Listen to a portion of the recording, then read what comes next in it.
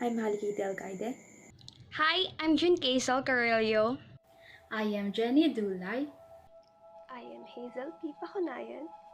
I am John Philip Pamitan, and we are the Guardians of the Sea.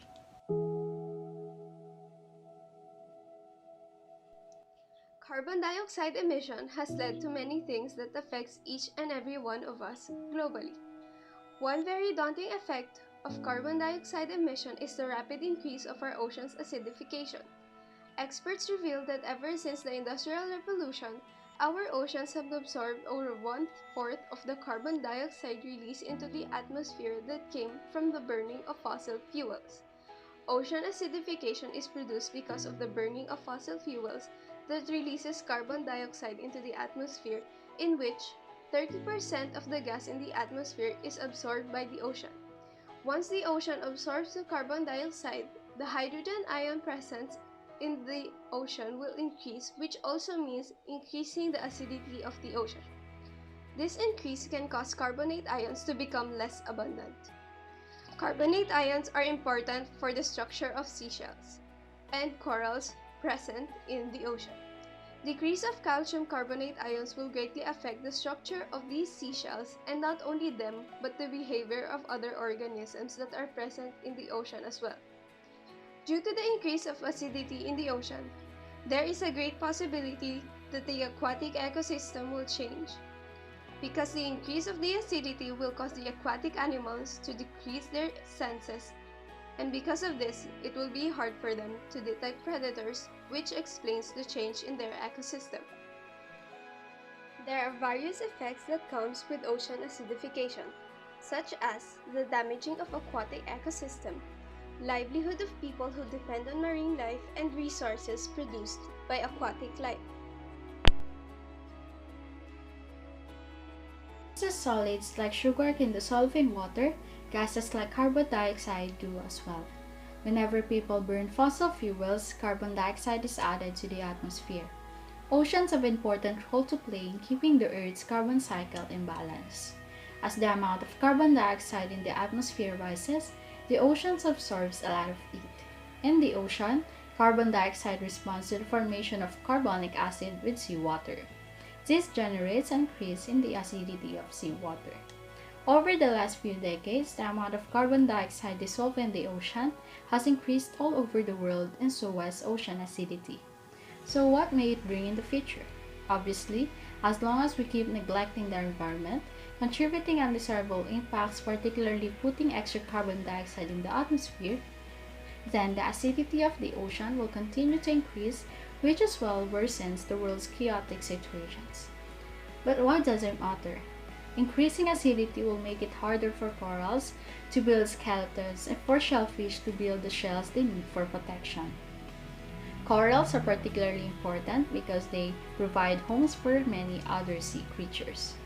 Ocean acidification is sometimes called climate change's equally evil twin, and for good reason. It's a significant and harmful consequence of excess carbon dioxide in the atmosphere that we don't see or feel because its effects are happening underwater.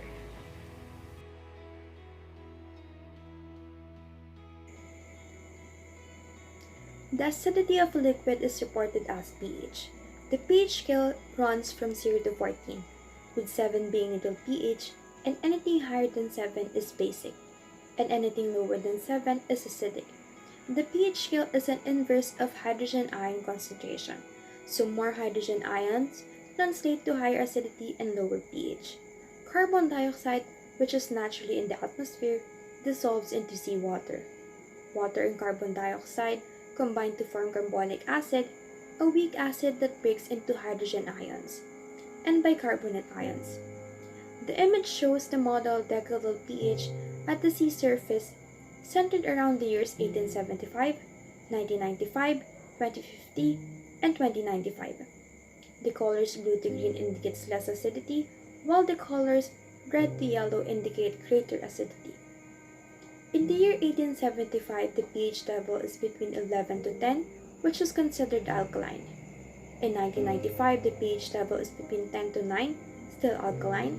In 2050, the estimated pH level is between 9 to 8, which is still alkaline. However, in the year 2095, the estimated pH level is between 3 to 1, which is considered as acidic. Because of human-driven increased levels of carbon dioxide in the atmosphere, there is more carbon dioxide dissolving into the ocean. Prior to the Industrial Revolution, average ocean pH was about 8.2. Today, the average ocean pH is about 8.1. This might not seem like much of a difference, but the relationship between pH and acidity is not direct. Each decrease of 1 pH unit is a tenfold increase in acidity. This means that the acidity of ocean today, on average, is about 25% higher than it was during pre-industrial times. And if the ocean continues to absorb more carbon dioxide, the pH will decrease and the ocean will become more acidic. Certain causes of ocean acidification include the following: burning fossil fuels, industrialization, improper land management, and waste disposal. Now, what do all these have in common? That's easy. It's human activities. We all know that there are various causes that affect the ocean acidification. However, the aforementioned activities are the only major keystones that we are only going to tackle, since they have the largest impacts in terms of the deterioration of the environmental condition. In general, the raised carbon dioxide in the ocean, as well as in the atmosphere, is one of the main roots of why ocean waters increase in acid concentration and dropping of pH level. The most common human activity is burning of fossil fuels. These fuels, namely petroleum, diesel, and coal, produce a large amount of carbon dioxide when burned. You may argue that this is not linked directly to water contamination, but this increases the concentration of carbon gas in the atmosphere and finds a way into the water. Take, for example, the acidic rainfalls. Through this, carbon and other atmospheric gases find entry into the sea.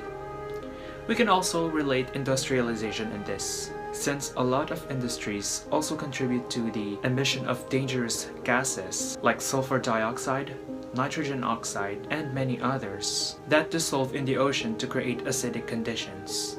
Another one is the improper land management. In agriculture, when unsuitable methods are employed by the farmers, especially if prone to soil erosion, the chemicals are washed downstream into the ocean, which then leads to water pollution caused by the impact of the acidifying soil mineral content.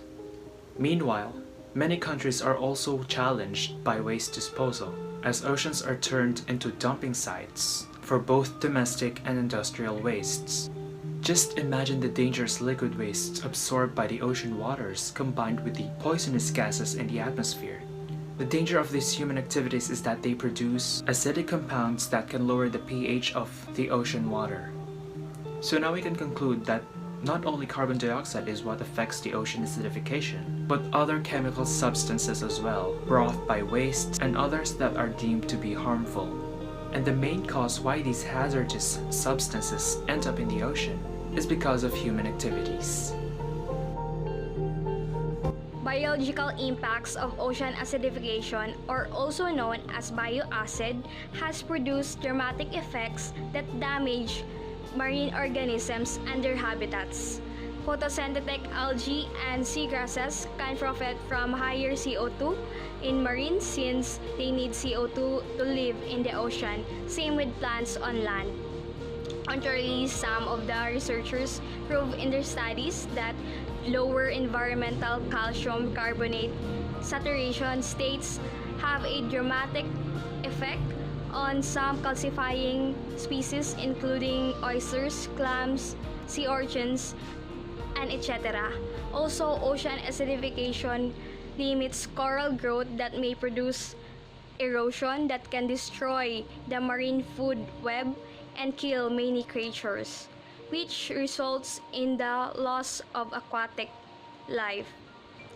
This may also lead to the shortage of food and loss of jobs for humans since people from different sides of the world depend so much on seafood as one of their sources of protein and income. That's why it's time for us people to take action as one of the shepherds in the world. We should be mindful of our activities, and doing things such as using alternative and renewable energy sources can significantly pay off. As individuals, we can help by conservation of water and energy that will show results over time. If we cut global warming emission and limit future warming, we can significantly reduce the harm to marine ecosystem. In sum, the recipe for reversing ocean acidification is the same one as for climate change, transitioning as quickly as possible to a low-carbon, energy-efficient model that relies primarily on renewable sources of energy to drive our global economy.